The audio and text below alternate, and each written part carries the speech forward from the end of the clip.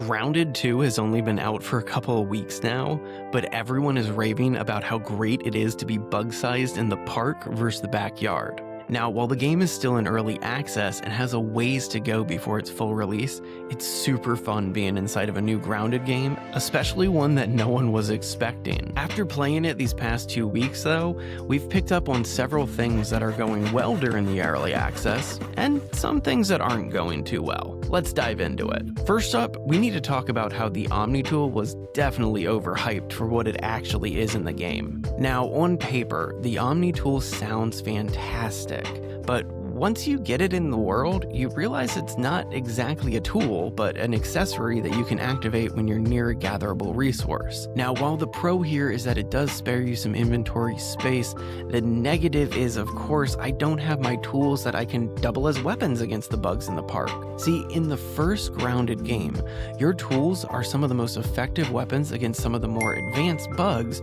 early on in the game, specifically the axe and the spiders. Now you have to craft individual weapons instead of letting things double up, giving you the option for both.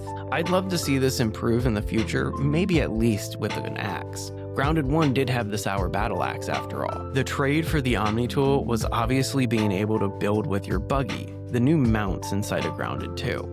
And I have to say, building with a red soldier ant is one of the most satisfying things I've had to do in a long time in my journey as a base builder in video games. There's a lot of speculation of how far they're going to take this mount system, but this alone makes it one of my new favorite features added into the game. Somebody just came into my chat the other day during a live stream saying that the black soldier ant is going to have the ability to chop down weeds too, making them even more versatile as the early access continues. Love this buggy system, and I can't wait to see what Obsidian does with it next. At number 3, let's talk about one that's more of a nuisance than an actual problem. As you go around the park, you'll see different resources that you can gather.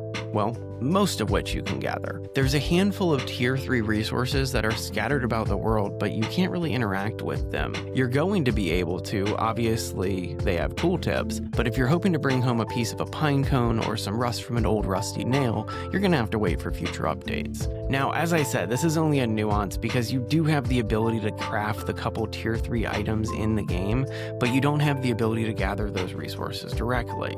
The most important of which is the snail shell, which is used for a very heavy set of armor, but without a tier 3 upgrade to my Omni Hammer, I'm unable to harvest the snail shell directly. Now, before anyone gets in the comments and tells me I'm wrong, I will go ahead and say that Obsidian was kind enough to put certain kinds of resources and storage chests in the late game, so that way you can build these items. So if you already have unlocked the snail armor, but you can't kill a snail just yet, don't worry. You'll eventually get some. At number 5, we have to talk about probably the biggest shortcoming that we've found in Grounded 2 to date. And this one might surprise you a little bit, but you can't block with your bow anymore.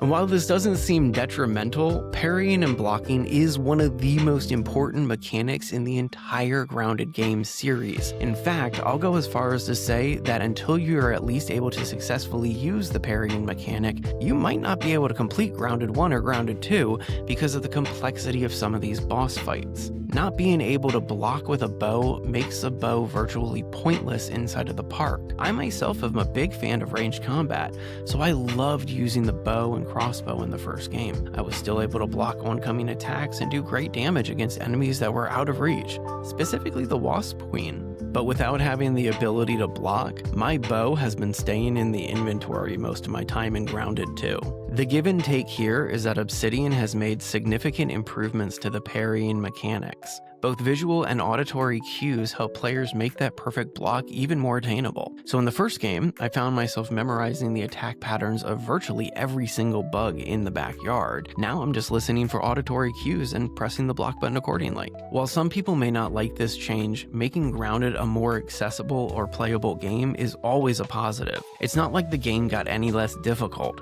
You're still gonna die a ton of times in the park. Next up, we gotta talk about probably my least favorite mechanic that's currently lacking from Grounded 2 that was so usable in Grounded 1, and that was the Ziplines. Now, we knew from the beginning that Ziplines were not going to be included in the first release, so maybe I'm just bitter here. But in my opinion, it's a huge shortcoming that this wasn't in the early access from someone who used them so significantly in the first game. Creating a network of Ziplines made the backyard completely different each time that you went through a different playthrough. I really hope that they get added into the future. But as soon as you get into the game, you quickly understand why there's no Ziplines in early access. It's because you get to ride the bugs. And I'm gonna have to bring up the mounts here a second time because your buggy is amazing. Currently, there are two for you to choose from: the red soldier ant and an orb weaver. The red soldier ant for building and the orb weaver for speed.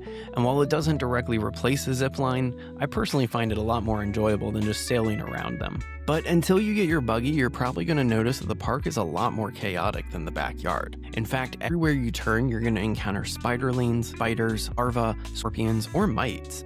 It's such a significant change that the gamer even released this article stating that there's too many spiders in Grounded 2. And while this may be true, it's more of a pro than a con in our opinion. It's a park, not a backyard. It should be more bug-filled and less maintained. The chaos makes the survival element so much more significant, and it makes your victories a lot much more substantial. The first game had this cartoony feel to it, but the second game plays out more like a survival horror game, in certain circumstances, of course. And there you have it. There's 10 things we either think are going great or needed to improve in the early access of Grounded 2. Did we miss something? Let me know down here in the comments, and if you're a big fan of Grounded or Grounded 2, or base building and survival games in general, hit that subscribe button for almost daily content on survival and base building games. Special shout out to our awesome members, you guys are incredible, and with all of that being said, this is Kevin for Base Legend. See you next time.